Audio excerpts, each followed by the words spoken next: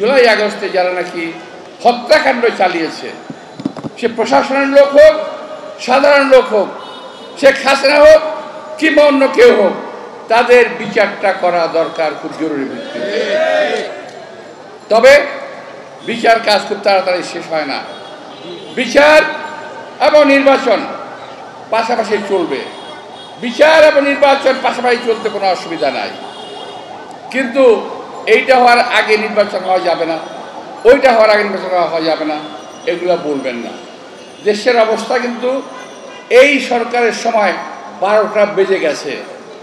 হাসিনা 12টা বাজাইছিল, এই সরকার 24টা বাজায় দিয়েছে। আর এই সরকার আরও খারাপ অবস্থা করে ফেলেছে। অনেক কিছু আছে বলার মতো, আমি এই মঞ্চে দাঁড়িয়ে আমার এই অবস্থান থেকে কথাগুলো বলতে পারছি না। আরও অনেক কিছু আছে, দেশের কোন দিক দিয়ে ক্ষতি হয়েছে, কারা কীভাবে কত আত্মসাৎ করেছে, কত টাকা লুট করেছে, কত টাকা খেয়েছে, এই কথাগুলো কিন্তু বলতে পারি, প্রমাণ সহ সব কিছু আছে।